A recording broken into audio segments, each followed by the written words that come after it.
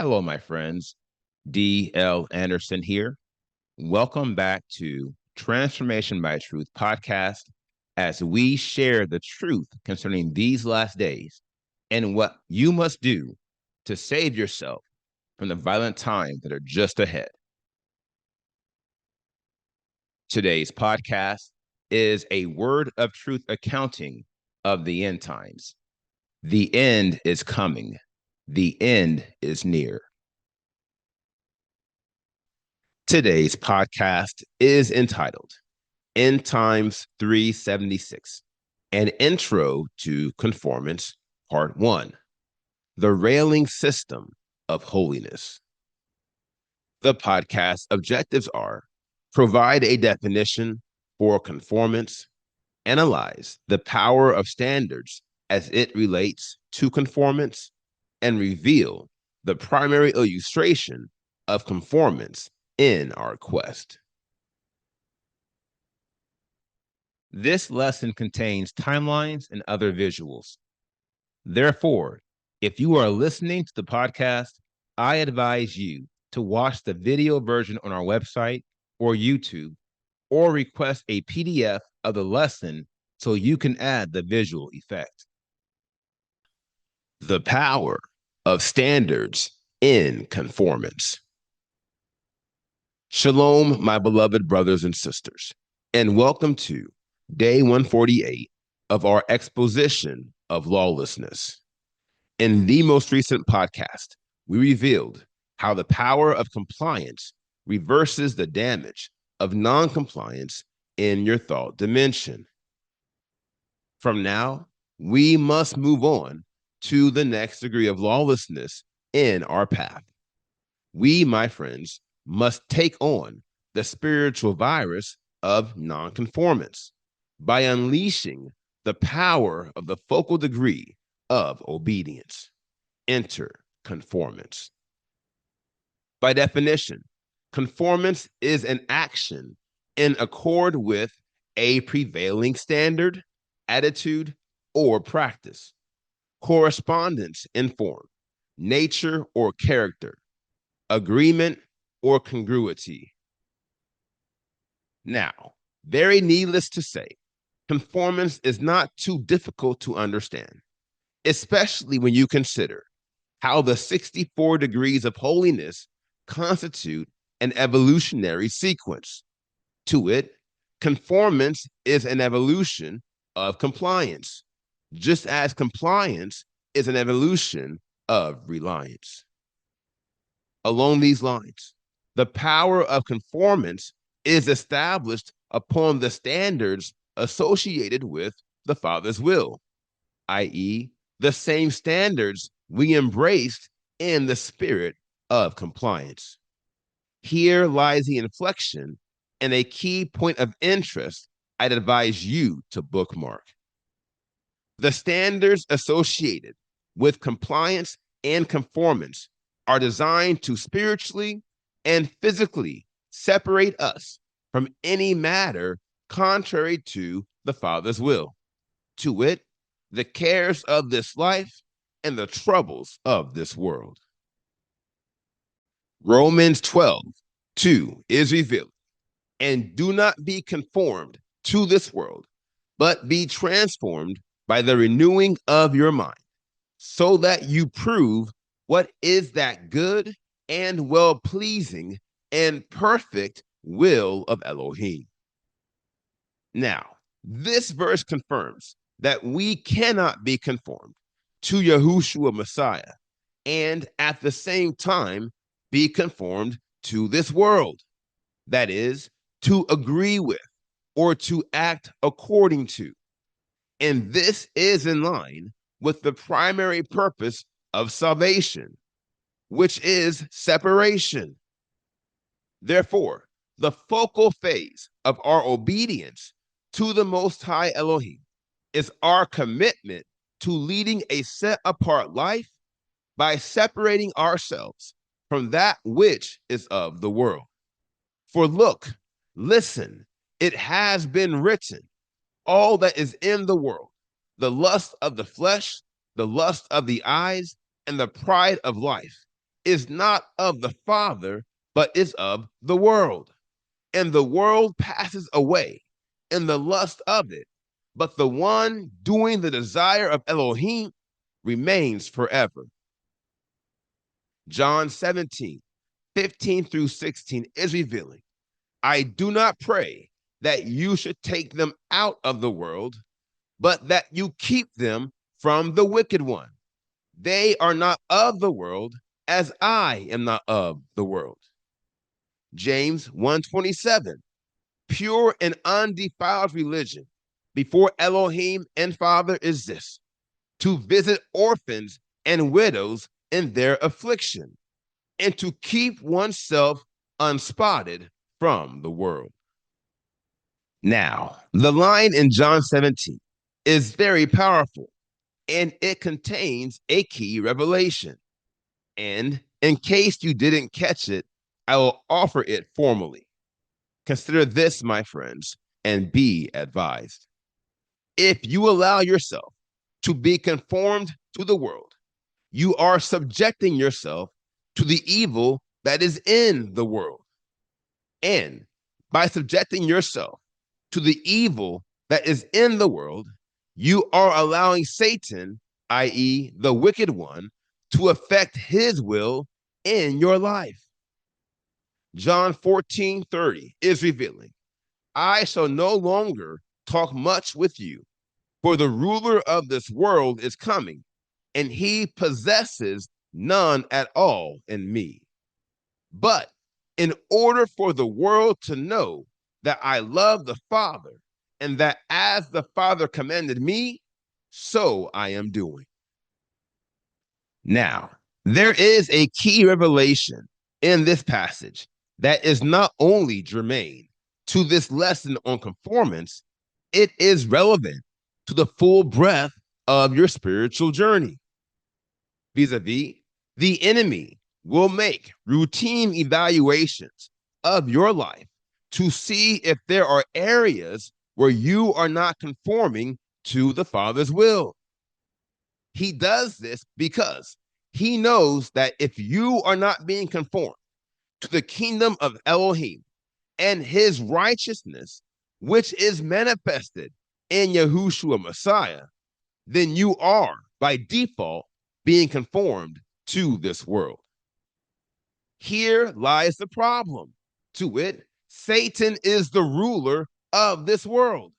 Yahushua Messiah conforms this in John 14. This is why he testifies, saying, he has nothing in me. For if Yahushua Messiah had on any wise been conformed to this world, he would not have been qualified to be the arm of Elohim, who brought forth salvation to the renewed nation of Israel. This is why he goes on to say, but in order for the world to know that I love the Father, as the Father commanded me, so I am doing. To paraphrase, Yahushua Messiah is revealing my ability and willingness to keep myself unspotted from the world and to always do those things that please the Father is evidence that I love him. For as he has commanded, so am I doing. Will you conform? Now, the fact that many within the extended nation of Israel are blind to these matters is a focal reason why they are not being sealed and why they will never be saved.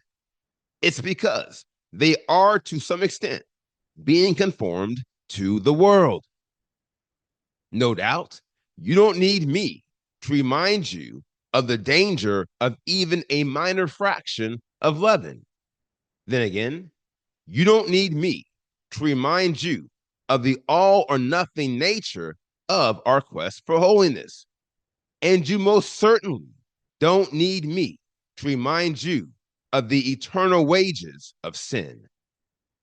However, I would state that the sum of these matters should make it quite clear that the primary illustration of conformance in our quest is a railing system that surrounds the way of holiness, specifically to ensure that we do not ignorantly or unexpectedly fall out of the way.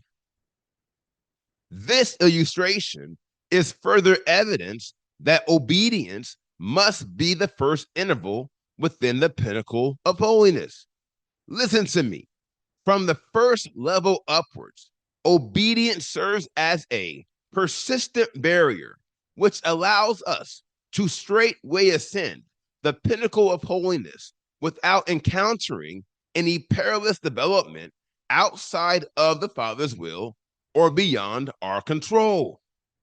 Now, this speaks to the immense value and the primary purpose of the restriction in our lives that is initiated with compliance and then is elevated with conformance. Brothers and sisters, it is for our protection. It is to ensure that we don't just enter the race, but that we actually finish the course. Trust me, I've seen what happens when men and women attempt to run this race without following the guidelines of conformance.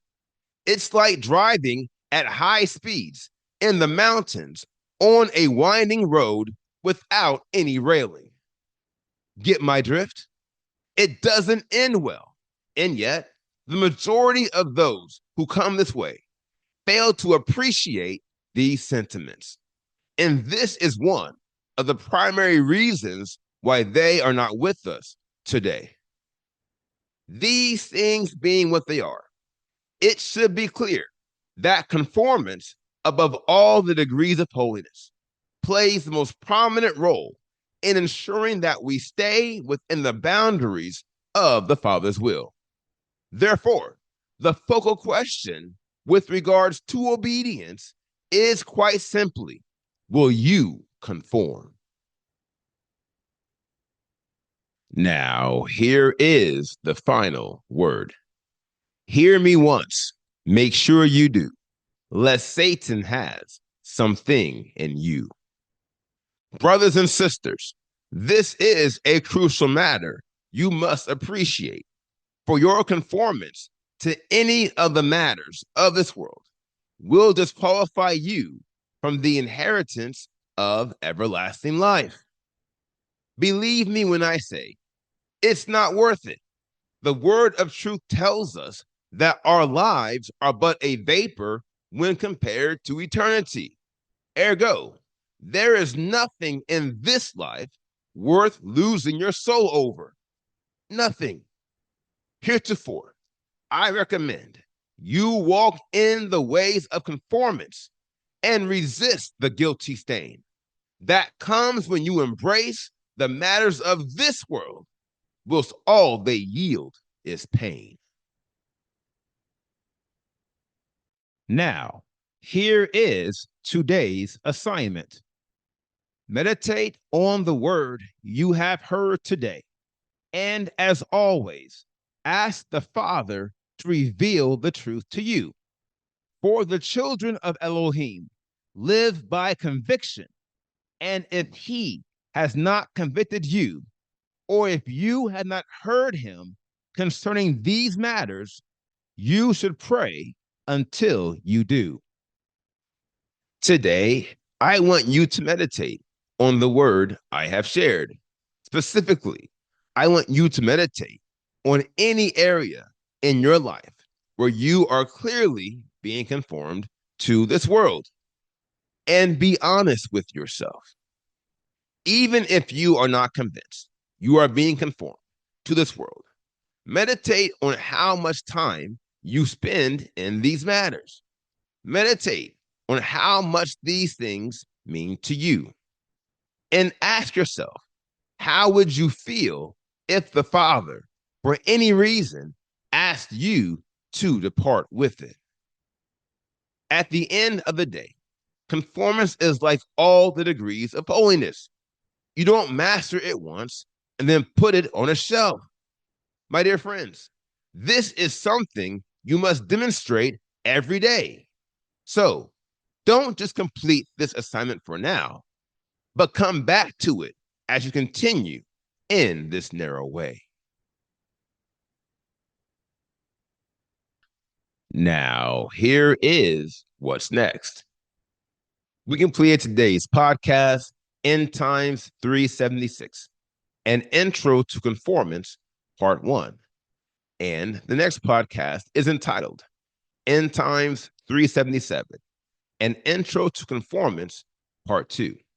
I will post this podcast on Wednesday, November 27th, 2024. Until then, my friends, continue to be led by the Spirit of Elohim. Continue to watch, continue to pray, continue in fasting, and most of all, continue to be focused, for the end is coming. The end is near.